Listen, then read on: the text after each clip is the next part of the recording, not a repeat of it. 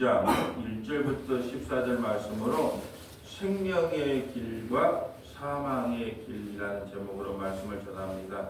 생명의 길과 사망의 길. 주제 구절이 8절입니다. 8절에 별표 치시면 되겠어요. 여호와께서 말씀하시기를 보라, 내가 너희 앞에 생명의 길과 사망의 길을 두었노라. 너는 이 백성에게 전하라 하셨느니라. 아멘. 에레미야 20장과 에레미야 21장 사이에는 한 10년 정도의 간격이 지나요. 한 10년 정도 간격이 지나니까 이제 우리 남유다의 마지막 왕이 무슨 왕이죠? 시드기야.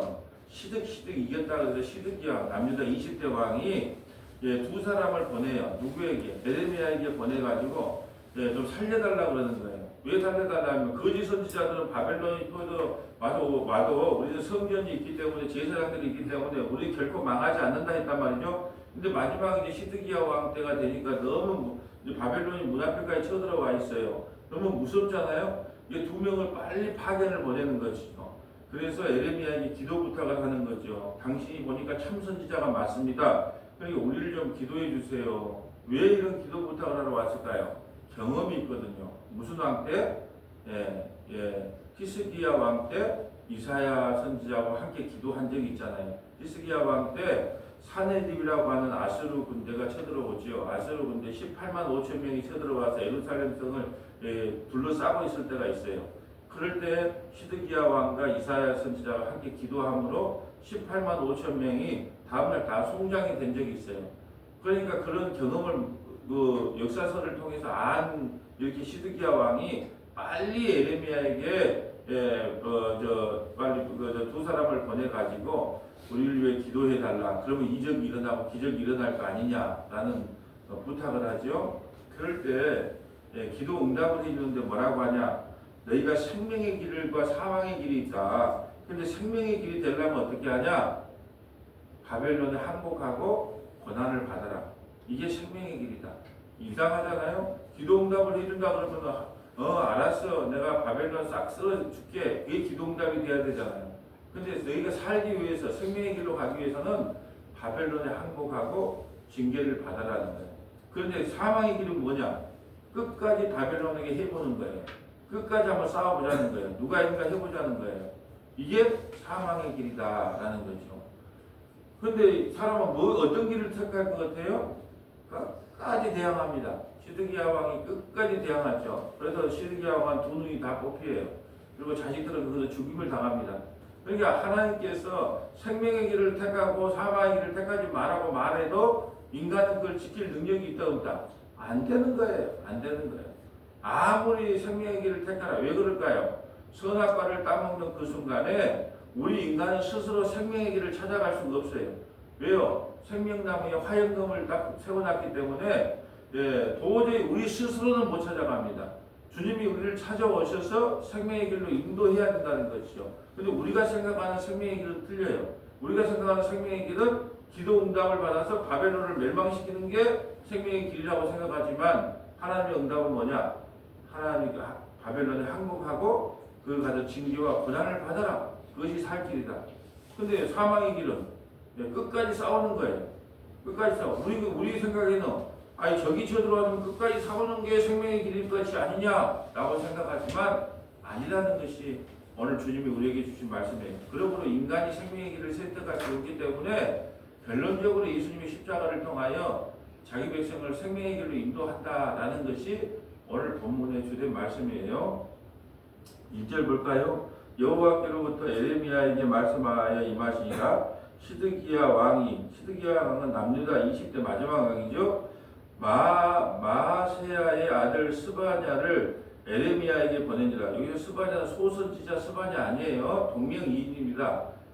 소선지자에 보면 스바냐가 나오잖아요. 저 끝에 보면. 근데 이건 그 선지자가 아니고 동명이인의 그냥 그 선지자를 제사장을 보내는 것이고요. 2절에 보면 그 바벨론의 느부갓네살 왕이 우리를 친히 청하건대 너는 우리를 위하여 여호와께 간구하라. 또 말기야의 아들 바솔이 나오네요. 시드기야 왕이 말기야의 아들 바솔. 어제 봤던 바솔 아닙니다. 동명이인이에요. 어제는 그게 앞에다가 이름을 붙여주잖아요. 말기야의 아들. 어제는 누구의 아들이었어요? 임마의 아들 그러잖아요. 어제는 20장 1절에 임멜의 아들 제사장 바솔의 임멜의 아들, 오늘은요 말기야의 아들, 그러니까 이름이 동명이인이란 말이죠. 그 바솔 아닙니다. 어제 나왔던 바솔 동명이인이에요.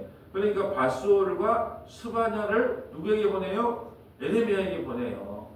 예, 어려움이 찾아오면 그 목회자 찾아와서 기도 부탁하는 거하고 같아요. 예. 바벨론의 느부갓네살왕이 우리를 친히 청하건대 너는 우리를 위하여 여호와께 간구하라. 여호와께서 혹시 그의 모든 기적으로 우리를 도와 행하시며 그가 우리를 떠나리라 하니, 바벨론 왕이 혹시 하나님께 기도하면 하나님께 자기 한 행위는 생각도 안 하고 당신이 기도를 해서 기적을 일으키면 바벨론 왕이 지금 예루살렘을 포위하고 있는데 혹시 떠날지 어떻게 합니까? 그러니까 기도 좀 해주세요. 이렇게 좀 부탁을 하고 와요. 에레미야가 그들에게 대답하되 너희는 시드기야에게 이같이 말하라. 이스라엘의 하나님 여호와께서 이와 같이 말씀하시되, 이스라엘 하나님께서 계속 말씀하신다는 말씀을 합니다. 계속 나와요. 네, 어떤 말씀요? 하나님이 직접 말씀하시는 거예요. 여호와께서 이와 같이 말씀하시되 보라, 너희가 시험 밖에서 바벨론의 왕과 또 너희를 에워싸는 갈대인에 싸우는데, 바벨론 왕 갈대인은 같은 사람이에요. 바벨론 왕과 또 너희를 에워싼 갈대인과 싸우는데 쓰는 너희 손의 무기를 내가 뒤로 돌릴 것이요 그것들을 이성 가운데 모아들이라. 무기를 뒤로 돌려버리겠다는 것은 너희를 심판받아야 된다는 거예요. 안 도와주겠다는 뜻입니다. 내가 든 손과 강한 팔 곧 진노와 분노와 대노를 친히 너희를 실 것이며, 바벨론은 그냥 하나님의 도구일 뿐이에요. 바벨론에게 치게 만든 것이 누구냐? 이스라엘 치게, 남유다를 치게 만든 게 누구냐? 나다 이거야. 자기 백성을 치는 거예요. 징계하는 겁니다. 왜? 징계 그것은 사생자이기 때문에 언약에 따라서 약속대로, 신명기 28장의 약속대로 내 법을 어겼으므로 들어가도 저주를 받고 나가도 저주를 받고 똑같은 저주를 받아야 구원이에요. 심판받아야 구원이에요. 그러므로 내 백성을 사랑하기 때문에 무기를 손 뒤로 돌리겠다는 것은 안 도와주겠다는 거예요. 우리 그렇잖아요. 우리 막 로마에서 막 싸우는 그런 영화 보면 그 사람이 왕이에요. 왕이라 할지라도 법을 어기거나 잘못되면 군사들이 어떻게 해요? 이 사람 치라고 해도 안 치고 뒤를 돌잖아요. 군대 장관이 뒤를 돌으라 그러잖아요. 그 가면 결투하는 영화에 보면 그런 인격이 나와요. 왕이 싸우려고 해서 명령을 내도 군대 장관이 그 창을 뒤로 돌리라 그래 전부 뒤를 보는 거와 마찬가지예요. 또 구원 안 시켜주겠다는, 안 도와주겠다는 뜻이거든요. 자, 6절에 내가 또 사람이나 짐승이나 이성에 있는 것을 다 치리니 그들이 큰 전염병으로 죽으리라 하셨도다. 또 누구의 말씀이에요? 여호와의 말씀이니라.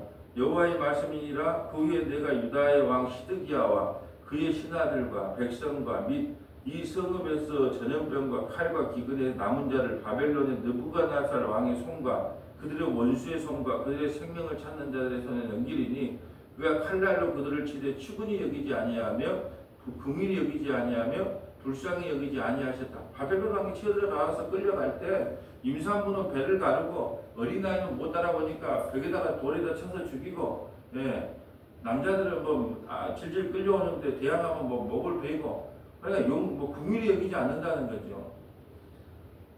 여호와께서 말씀하시기를 또 말씀하시죠. 여호와께서 말씀하여 보라, 내가 너희 앞에 생명의 길과 사망의 길을 두었노라. 너는 이 백성에게 전하라. 그럼 생명의 길 하면 귀가 쫑깃해서 바벨론에서부터 우리를 구원해 준단 말인가? 이렇게 쫑깃해서 들었겠죠. 근데 어떻게 이제 결론이 난가 볼까요? 9절 이 성읍에 사는 자는 칼과 기근과 전염병으로 죽으려니와 너희를 에워싼 갈대아인에게 나가 항복하는 자는 살 것이나 그의 목숨은 전리품같이 되리라. 내가 생명이라도 구할 길이 하나 있긴 있는데, 생명의 길이 하나 있긴 있는데 그게 뭔데요? 항복하라는 거예요. 항복하라는 거. 이게 늦었다 항복하라. 그러면 살 길이다.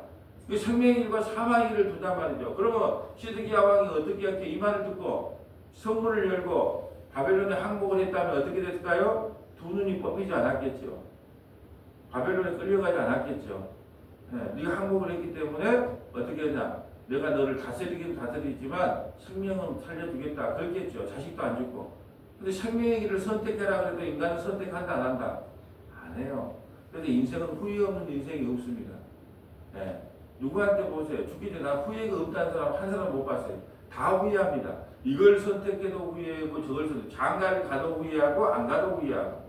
예. 이래도 후회하고 저래도. 인간은요 아무리 선택을 하라 그래도 완벽한 선택을 할 수 없는 게 존재가 인간이에요. 그러니까 인간은 다 후회해요. 예. 이걸 선택해도 후회하고 저걸 선택해도 후회하고 다 후회해요. 왜요? 생명의 길을 우리에게 선택하라 해도 우리 인간은 생명의 길을 스스로 선택할 인간이 없어요. 그래서 너희가 살려면 항복하라고 하는 생명의 길을 열어줘요. 근데 그래 안 해요. 10절에 여호와의 말씀이 또 여호와의 말씀이죠. 내가 나의 얼굴을 이 성읍으로 향함을 복을 내리기 위함이 아니요 얼굴을 향했다는 거예요. 근데 복을 내리기 위함이 아니래요. 화를 내리기 위함이라. 이 성읍이 바벨론 왕의 손에 넘김이 될 것이요 그는 그것을 불사르리라. 유다 왕의 집에 대한 여호와의 말을 들으라. 또 말을 들어보래요. 여호와의 왕 유다 사람들아 하나님의 말씀을 들어보라. 여호와께서 이와 같이 말씀하시니라. 다윗의 집이여 너는 아침마다 정의롭게 판결하여 탈취당한 자를 압박하는 손에서 건지라. 그리하지 아니하면 너희 악행 때문에 내 분노가 불같이 일어나서 사르리니 능히 끌 자가 없으리라. 여호와의 말씀이니라. 골짜기와 평원 바위의 주민아 보라. 너희가 말하기를 누가 내려와서 우리를 치리요 누가 우리의 거처에 들어오리요 하거니와 나는 네 대적이다. 이렇게 말하는 거죠. 거짓 선지자에게 지금까지 뭐라고 했습니까? 그러니까 예루살렘 성에 성전이 있고 제사장이 있고 율법이 있는데 누가 우리를 친단 말이냐? 그래 누가 직접 대적을 한대요? 하나님이 대적자예요. 하나님이. 그러면 하나님이 세상 사람들과 싸우는 거죠. 세상 사람에는 관심도 없어요. 하나님의 백성이 교회와 싸우는 거예요. 그러니까 이게 힘든 거예요. 하나님이 우리를 붙잡고 있어요. 우리보다 강한 하나님이 우리를 붙잡고 있기 때문에 우리 인생이 이렇게 꼬이고 힘든 거예요. 하나님이 우리와 싸운다니까요. 왜 우리와 싸울까요? 우리를 그냥 나누면 생명의 길로 못 찾아가요. 다 저주와 심판의 길을 찾아가게 돼 있어요. 매뉴얼이. 그러니까 생명과 저주와 심판의 길에서 생명의 길로 돌이키려면 자기 백성과 얼마나 싸워야 되겠어요? 얼마나 싸워야 되겠어요? 아이를 키우다 보면 아이가 무조건 당근만 사주라 그러잖아요. 그럼 그 당근 안 주려고 얼마나 아기와 싸워야 되겠어요? 아기가 원하는 대로 다 해줬다면 아기가 유아 비만 생겨요. 어린이 비만 생겨요. 그러니까 아기가 원하는 대로 안 해주려고 얼마나 부모가 싸우는지 몰라요. 그 땡깡 부리는 거 안 봤어요? 요즘 하도 이상한 애기들이 많아. 막 어디 오정 박사 그거 한번 봐보세요. 막 그냥 엄마가 뭐라 그러면 저 14층 아파트에서 뛰어내리려고 그래 애기가. 그거 잠이라고 볼일 못 봐. 아이고 참 벨로그 세상 정말 별 희한한 세상에. 그걸 하지 마라 그러면 그거를 못 봐. 그러니까 얼마나 부모가 이해가 타겠어요. 얼마나 그 애기와 싸우겠어요. 끝까지 싸우는 거잖아요 애기와. 이게 하나님은 누구와 싸우신다? 자기 백성과 대적하는 거예요. 자기 백성과. 그러니까 우리 인생이 순탄하지가 않아요. 왜? 우리와 대적하여 우리와 싸우지 않으면 우리는 저주와 심판의 길을 가게끔 돼 있다니까요. 그러니까 그걸 끄집어다가 생명의 길 속에다가 우리를 집어넣으려니까 얼마나 힘들겠어요. 얼마나 고통스러우겠어요. 얼마나 아프겠어요. 14절 내가 너희 행위대로 너희를 벌할 것이요 내가 너희 행위대로 너희를 벌할 것이요 내가 또 숯불에 불을 놓아 그 모든 주의를 살리리라. 여호와의 말씀입니다. 그러니까 하나님께서 우리에게 주신 말씀은 뭐냐면 내가 너희와 끝까지 싸운다. 어제 내용은 뭐였어요? 어제 제목은 뭐였어요? 하나님이 주께서 나를 이기셨습니다. 주님께서는 나를 이겼기 때문에 우리를 생명의 길로 이끌어가는 거예요. 바벨론 꼴로 끌려가는 게 생명의 길이라니까요. 징계를 내리고 고난을 내리는 것이 생명의 길이라는 걸 몰라요. 왜 내 속은 안 들어주냐고, 왜 내 뜻대로 안 해주냐고 아깝거리죠. 좀 찾아볼까요? 신명기 30장 15절부터 20절, 신명기 30장 15절부터 20절, 마태복음 16장 21절부터 28절, 마태복음 16장 21절부터 28절, 로마서 3장 19절부터 24절, 로마서 3장 19절부터 24절, 로마서 5장 17절부터 21절, 로마서 5장 17절부터 21절, 로마서 8장 1절부터 6절, 로마서 8장 1절부터 6절. 먼저 신명기 30장 한번 가볼까요? 신명기 30장. 신명기 30장은 이 모압 언약이라고 해서 이제 이스라엘 모세가 마지막으로 모압 평지에서 광야 2세대에 태어난 사람들하고 언약을 맺는 거예요. 자, 이게 모압 언약이다 이럽니다. 모세가 제 언약을 내리는데 이 모압 언약이다. 좀 읽어주세요. 15절부터요. 보라, 내가 오늘 생명과 복과 사망과 하를 네 앞에 두었나니 곧 내가 오늘 내게 명령하여 내 하나님 여호와를 사랑하고 그 모든 길로 행하며 그의 명령과 규례와 법도를 지키라 하는 것이라. 그리하면 내가 생존하며 번성할 것이요 또 내 하나님 여호와께서 내가 가서 차지할 땅에서 내게 복을 주실 것임이니라. 아멘. 오늘 여호와의 명령을 들으래요. 그럼 에레미야가 명령을 내렸어요. 하나님 명령을 어떤 명령을 내렸어요? 생명의 길로 가고 싶으면 누구에게 항복해라. 바벨론에 항복해라. 근데 누가 그걸 믿겠습니까? 차라리 끝까지 항쟁이라 그러면 따라갈 거예요. 근데 바벨론에 항복하는 게 살 길이라는 거예요. 왜? 징계를 받아야 되는 거예요. 징계를 받아야 되는 거예요. 신명기 28장에 여기서 하나님 말씀을 안 지켰으니까 그 징계를 받는 것이 너희의 구원이다. 그의 언약의 완성이다. 근데 듣지 않는다. 그러니까 보존이 안 되는 거예요. 생명이 보존이 안 되는 겁니다. 17절. 그러나 내가 만일 마음을 돌이켜 듣지 아니하고 유혹을 받아 다른 신들에게 절하고 그를 섬기면 내가 오늘 너희에게 선언하노니 너희가 반드시 망할 것이라. 너희가 요단을 건너가서 차지할 땅에서 너희의 날이 길지 못할 것이니라. 내가 오늘 하늘과 땅을 불러 너희에게 증거를 삼느라. 내가 생명과 사망과 복과 저주를 내 앞에 두었은즉 너와 내 자손이 살기 위하여 생명을 택하고 내 하나님 여호와를 사랑하고 그의 말씀을 청종하며 또 그를 의지하라. 그는 내 생명이시요 내 장수이시니 여호와께서 내 조상 아브람과 이삭과 야곱에게 주리라고 맹세하신 땅에 내가 거주하리라. 아멘. 이 한마디로 십자가의 렌즈를 보면 뭐라고 말하고 싶어요? 십자가를 통과해서 모든 성경을 해석하면 회개하고 예수 믿으라는 거예요. 그것만이 살 길이라는 거예요. 그것만이 생명의 길이라는 겁니다. 예. 근데 인간이 스스로 택할 수 있다 없다? 못하잖아요. 그래서 하나님께서 직접 찾아가는 거예요. 예. 하나님의 찾아오심이 구원이에요. 아브라함을 찾아갔고 모세를 찾아갔고 또 사마리아를 찾아갔고 바울을 찾아갔고 베드로를 찾아갔고 찾아감이 구원이란 말이에요. 왜 우리 스스로 생명의 길을 택할 자신이 있다 없다? 없어요. 인간은 안 돼요. 예. 어제 저 문신에 대한 그걸 해놓으니까 또 어떤 목사님이 또 댓글을 달아. 근데 구독자는 계속 늘더라고요. 예. 예. DM 발송이 이렇게 반송이 됐대. 그걸 잘못 써가지고. 근데도 구독자는 계속 늘는데, 예. 목사님이신 것 같아. 그래도 문신을 하지 마. 문화를 이야기하면 안 되고 문화를 절대 하지 않아야 된다고 생각합니다. 참 마음은 가득해요. 예. 예. 근데 왜 한번 생각해 보세요. 미국 같은 데는 그냥 아무나 그냥 문신이 그냥 아무렇지도 않아요. 그 문화라니까요, 문화. 그러면 우리나라 문화만 그렇고 미국 문화는 일본 문화는 또 문신을 안 좋아하고 그 문화의 차이잖아요. 이제 문화가 그렇게 흘러가니까 문신을 하든 안 하든가 중요한 게 아닙니다. 대신에 그 복음을 전하는데 그것이 더 유익하냐 유익하지 않느냐가 더 중요한 것이지 그게 중요하지 않다. 왜 그래요? 미국 가서 아마 그 이야기 문자를 보내보세요. 그래도 문화적 그렇게 저는 자식에게 문신하지 말아야 된다. 그럼 미국 가서 그 말을 해보세요. 미국 사람들이 뭐라고 이야기하겠는가? 내가 그랬잖아요. 청년들이 인사한다고 와갖고 어디서 잤냐? 그러면 엄마 집에서 잤어요가 아니라 어디서 잤어요? 모텔에서 잤어요. 결혼하기 전에. 그럼 나 그거다 대놓고 자 성경 몇 장 펴라. 결혼하기 전에 손 잡으라 그랬냐 안 잡으라 그랬냐. 그럼 뭐라 그러겠어요? 내가 이러니까 목사한테 상담을 안 받으러 와. 이러고 돌아설 거 아니에요. 이게 무슨 차이냐 그러면 아직도 못 깨어나는 거예요. 이건 문화의 차이뿐이요. 미국에서하고 한국하고 문화가 다른 거예요.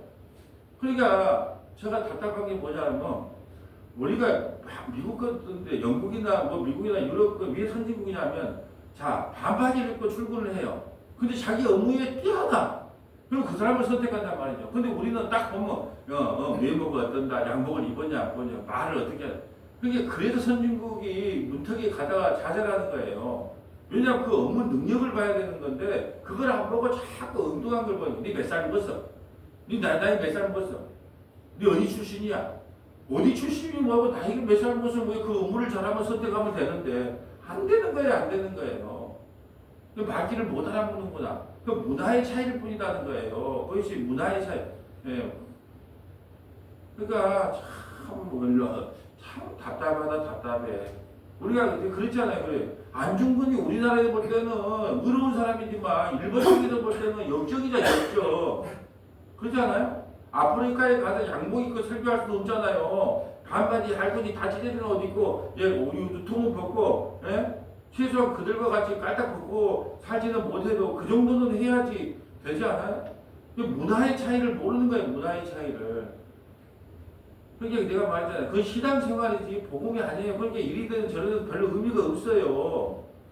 머리가 길든 짧든 시험을 기르든 안 기르든 이래빨 가르마 했든 안 했든 서울말 쓰든 안 했든 그건 별로 의미가 없다니까요. 근데 그런 것만 따져요. 그러니까 답답하죠. 아무리 말을 해도 안 돼. 안 통해. 그러니까 어떻게 해요? 그럼 그렇게 하지 마세요. 할 수밖에 없잖아요. 이제 우리나라의 선이 미국에서 선이면 그 선을 지키라 하겠어요. 근데 우리나라의 선이 미국의 선이 아니거든요. 일본의 선이 우리나라의 선이 아니거든요. 이 선과 악을 그렇게 안 정해놨어요. 예수 믿냐 안 믿냐 그걸로만 정해놨다니까요. 그건 마음의 공통 언어로 만들어놨어. 예수 안에 있냐? 의로워. 예수 밖에 있냐? 악해. 딱 그게 공통 언어예요. 나머지는 문화의 차이일 뿐이라는 거예요. 그걸 이해를 못하는 거예요. 누가 하지 마라 그래 하라 그래요. 근데 자식이 하라 그래서 참 나는 그 목사님이 존경스러워. 자식에게 하지 마라 그런다고 자식이 안 하고 하라 그런다고 하고 그래요. 요즘 자식이 말을 그리 잘 들어요. 뭐 자식 잘 키운 거예요. 안 듣습니다. 안 들어요. 옛날에 용돈 받으려고 주일 예배 나오라 그러면 나와요. 자기가 돈을 벌어보면 나보다 더 많이 벌어본데 나오라 그러면 나와요? 안 나와요. 하나님 말씀은 우리 자기 백성이 그리 말 잘 듣습니까? 자식이 말을 안 듣는 걸 보고 어제도 우리 삐리님하고 그 이야기했어요. 자식 서희 키워보니까 미치겠습니다. 예 맞아요. 키워봐야 알아. 키워봐야 알아. 자식을 안 낳아보면 잘 몰라. 자식을 키워봐야 속 디비진 걸 알겠더라고. 근데 그런 기도 부탁을 하면서 그런 이야기를 하는 거예요. 자식을 키워봐야 속으로 아는 거예요. 하나님이 얼마나 답답하겠어요. 이렇게 가라 그러면 저리 가고 이리 가라 그러면 우리가 그런다니까요. 우리가 하나님 앞에. 자 베드로 한번 보고 갈 거예요. 마태복음 16장 21절. 자 베드로가 생명의 길을 스스로 선택할 수 있느냐? 마태복음 16장 21절. 그 똑똑한 베드로, 그 잘난 베드로 한번 볼까요? 이때로부터 예수 그리스도께서 자기가 예루살렘에 올라가 장로들과 대제사장들과 서기관들에게 많은 고난을 받고 죽임을 당하고 제3일에 살아나야 할 것을 제자들에게 비로소 나타내나니. 아멘. 지금 16장 위에 보면요. 넌 나를 누구라고 하느냐? 주는 그리스도시요 살아계신 하나님의 아들입니다 하고 막 신앙 고백을 해요. 야, 바요나 시몬아, 네 대단하다. 막 이렇게 해서 이제 그 고백을 했단 말이에요. 교회가 어떤지를 고백을 한 사람이 베드로예요. 근데 바로 뒤에 뭐라고 하냐? 이제 내가 3일 만에 죽고 부활할 것이다. 이렇게 말하니까 베드로가 어떤 이야기를 하냐? 22절. 베드로가 예수를 붙들고 항변하여 이르되 주여 그리 마옵소서 이 일이 결코 주께 미치지 아니하리이다. 예수께서 돌이키시며 베드로에게 이르시되 사탄아 내 뒤로 물러가라. 너는 나를 넘어지게 하는 자로다. 내가 하나님의 일을 생각하지 아니하고 도리어 사람의 일을 생각하는도다 하시고. 하나님의 일은 뭐예요? 예수님 십자가에 죽으시고 자기 백성을 하나 잃어버리지 않고 다 구원한 게 하나님의 일이잖아요. 근데 사람의 일이 뭐예요? 그걸 막는 거예요. 그러니까 그 수제자 베드로조차도 생명의 길을 선택할 수 있다 없다? 없어요. 그대로 놔두면 그냥 사람의 생각으로 사탄의 밥이 된다니까요. 그 수제자 베드로도 안 돼. 생명의 길을 스스로 못한 게 그건 무슨 길을요? 너가 하나님의 일을 생각하고 도리어 사람의 일을. 근데 사람의 일은 다 뭐다? 사람의 생각은 다 뭐다? 저주와 심판의 생각이에요. 사람의 생각은, 사람의 일은 전부 하나님을 대적하는 일이에요. 사람, 인간 스스로 생명의 길을 선택할 자가 아무도 없다는 걸 지금 설명하고 있습니다. 24절. 이에 예수께서 제자들에게 이르시되 누구든지 나를 따라오려거든 자기를 부인하고 자기 십자가를 지고 나를 따를 것이니라. 누구든지 제 목숨을 구원하고자 하면 잃을 것이요 누구든지 나를 위하여 제 목숨을 잃으면 찾으리라. 사람이 만일 온 천하를 얻고도 제 목숨을 잃으면 무엇이 유익하리요? 사람이 무엇을 주고 제 목숨과 바꾸겠느냐? 인자가 아버지의 영광으로 그 천사들과 함께 오리니 그때에 각 사람이 행한 대로 갚으리라. 진실로 너희에게 이르노니 여기 서 있는 사람 중에 죽기 전에 인자가 그 왕권을 가지고 오는 것을 볼 자들도 있느니라. 여기 서 있는 사람 중에 왕권을 가지고 오는 것을 볼 자도 있대요. 이게 무슨 말일까요? 성경은 무엇 따라 읽더라? 운명을 따라. 그래서 17장에 변화된 사건이 일어나는 거예요. 부활의 영광을 직접 경험한 사람이 있다는 말이 바로 17장에 연결되는 겁니다. 이제 베드로조차도 생명의 길을 스스로 선택할 수 없다는 거예요. 그러면 어떻게 해야 될까요? 예수님의 그 생명의 길로 우리를 이끌고 가지 않으면 안 된다는 것이 오늘 결론이에요. 자, 로마서 3장 19절. 로마서 3장 19절. 우리가 안 되기 때문에 주님께서 우리를 안고 그 십자가로 우리를 끌고 가신다.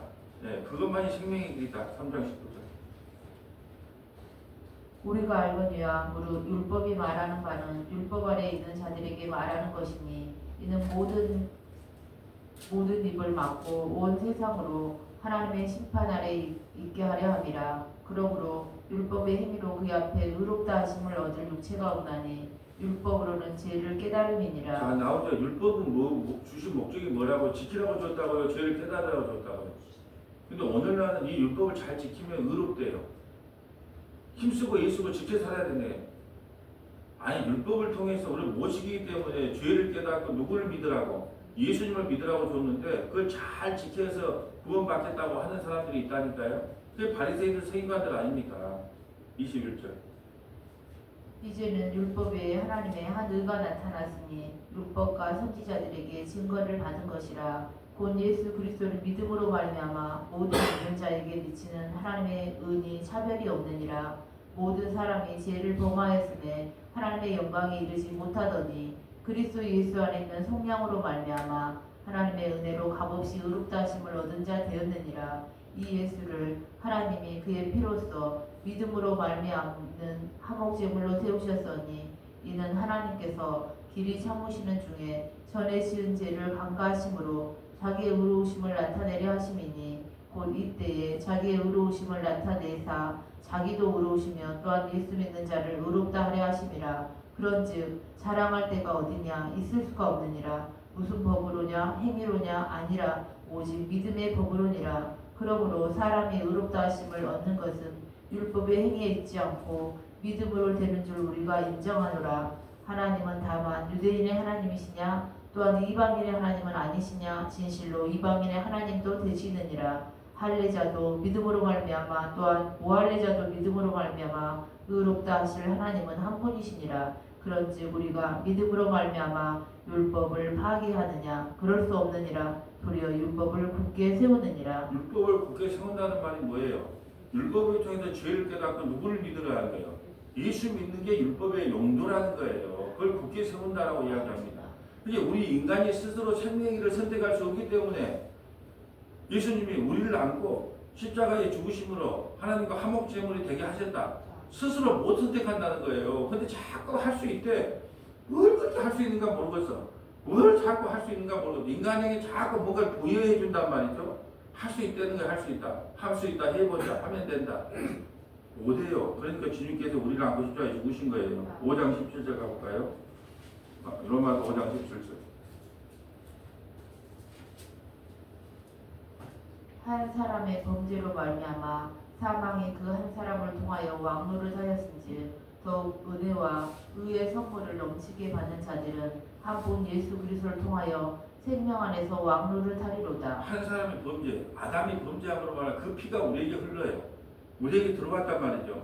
그게 사망이 우리에게 왕노를 할 수밖에 없어요. 그런데 십자가를 통하여 예수 그리스도를 통하여 이제는 생명이 우리를 왕노로 됐다.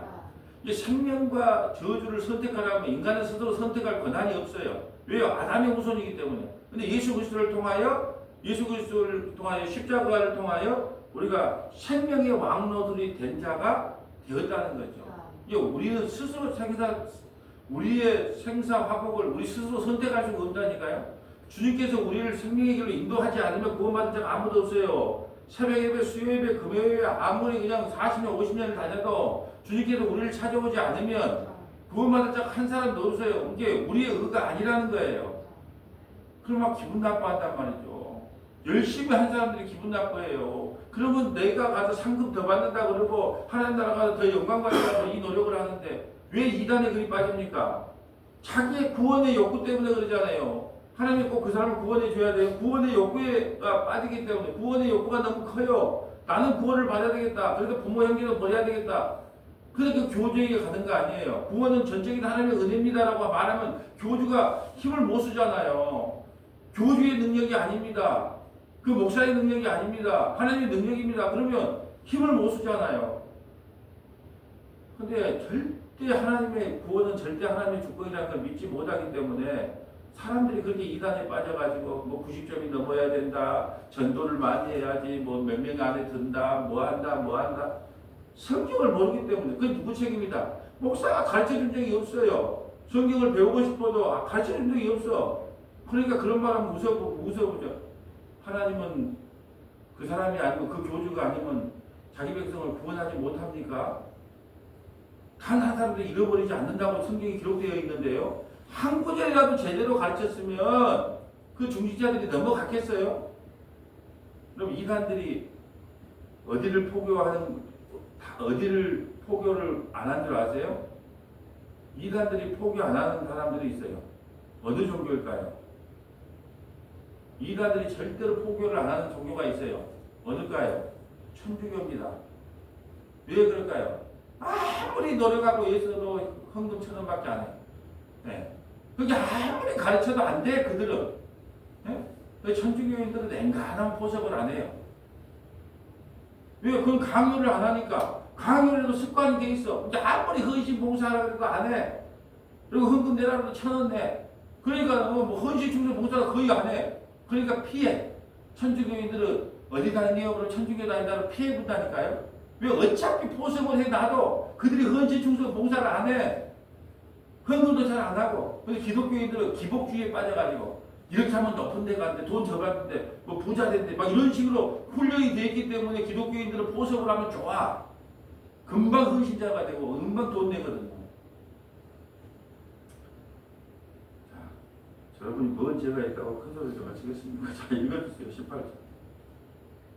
그런즉 한 범죄로 많은 사람이 정죄에 이른 것 같이 한 의로운 행위로 말미암아 많은 사람이 의롭다 하심을 받아 생명에 이르렀느니라. 한 사람이 순종하지 아니함으로 많은 사람이 죄인된 것 같이 한 사람이 순종하심으로 많은 사람이 의인이 되리라. 율법이 들어온 것은 범죄를 더하게 하려 함이라. 그러나 죄가 더한 곳에 은혜가 더욱 넘쳤나니. 율법이 들어온 것은 범죄를 왜요? 율법을 못 지키니까 그 우리가 사람이 죄가 죄인지를 모르고 살아가는 뭐 법이 없어야 되잖아요. 우리가 아무데나 주차해도 되지만 노란선을 어느 날 2개를 껴놨어요. 내가 여기다 주차하면 불법 주차가 되는 거예요. 율법은 그런 역할이에요. 내가 범법자구나. 내가 지금 노란선 2개 있는 데가 차를 댄 내가 범법자구나. 그걸 깨닫는 거예요. 그래서 내가 죄인인 걸 아는 거예요. 죄인인 걸 알아야 의사를 찾아간다니까요. 그래서 죄가 더한 곳에 은혜가 더 넘친다는 말은 그 말이에요. 내가 죄인인 걸 알아야 의사를 찾아가죠. 오늘 금요예배가 나병 환자에 대해서요. 나병 환자에게 생살이 돋아나면 부정한 사람이다. 근데 머리부터 발끝까지 온몸이 다 퍼졌다. 나병이. 그러면 의롭다는 거예요. 그러면 뭔 뜻일까요 그게? 머리부터 발끝까지 나는 상한 곳이 한 곳도 없습니다. 너는 의로워. 나는 이 율법의 말씀을 단 한 번도 지킬 수가 없습니다. 너는 의로워. 나 좀 지킬 수 있는데요. 생살 좀 있는데요. 주일 성수도 있고 11조도 했는데요. 너는 부정해.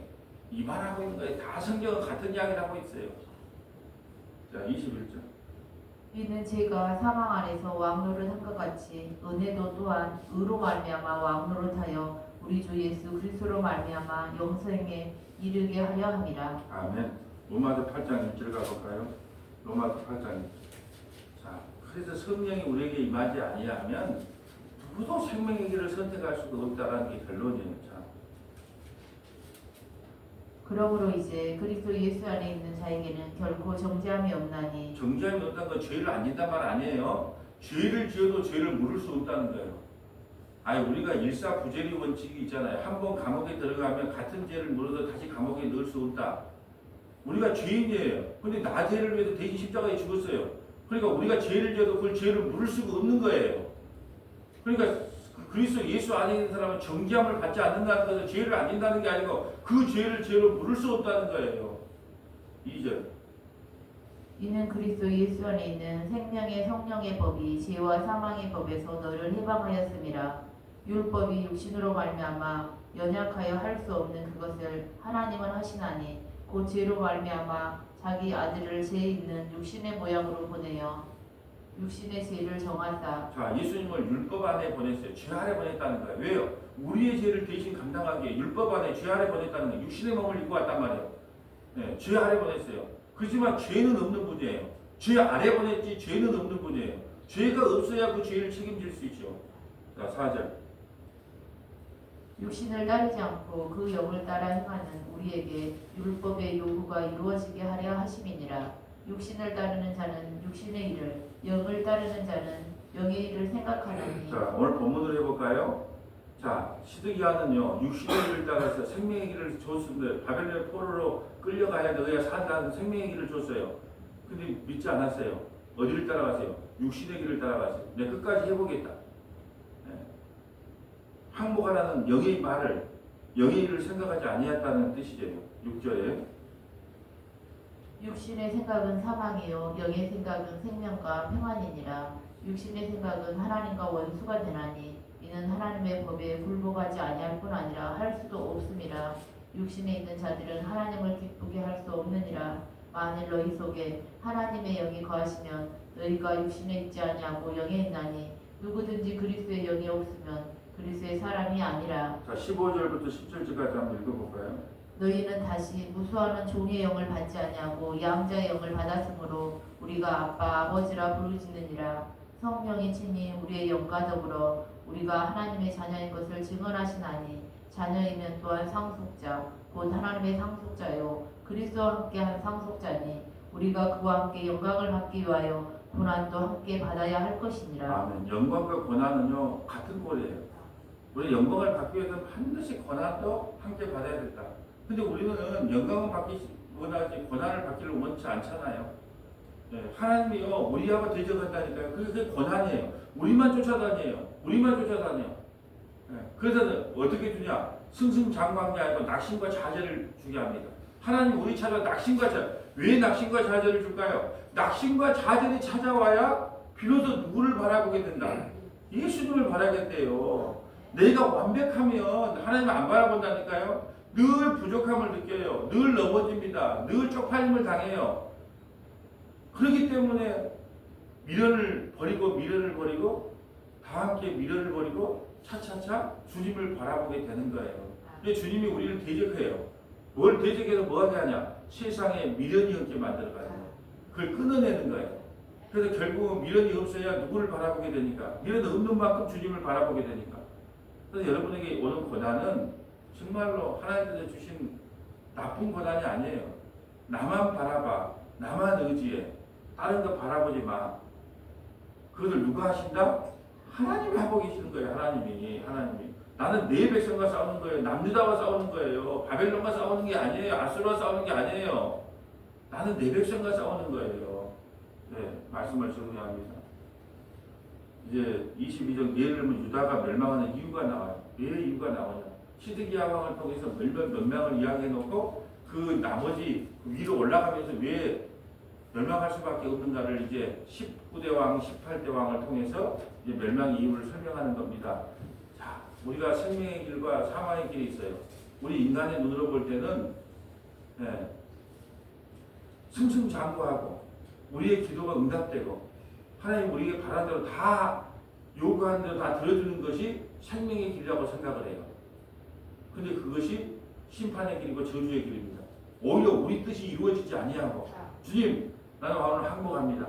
주님 앞에 무릎 꿇습니다. 주님만이 나의 생명의 길입니다. 그것이 생명의 길임을 알고 생명의 길 대신 예수님께 붙어서 하루하루 연명하며 살아가는 저와 여러분 되시기를 주님의 이름으로 소원합니다. 아버지 하나님 감사합니다. 우리 사람의 생각으로 볼 때는 그것이 생명의 길로 보이지만 그것이 육신의 생각임을 다시 한번 깨닫게 하시니 감사드립니다. 하나님께서는 교회와 싸우신다 말씀하셨습니다. 우리와 싸우기 때문에 오늘도 세상의 미련을 하나하나 버려가고 자식에 대한 미련, 또 가족에 대한 미련, 교회에 대한 미련, 모든 미련들을 하나하나 내려놓고 오직 생명의 길 대신 예수님께만 미련을 갖고 살아가는 우리 믿음의 권속들이 다 될 수 있도록 역사하여 주옵소서. 우리 구주 예수님 이름으로 기도합니다.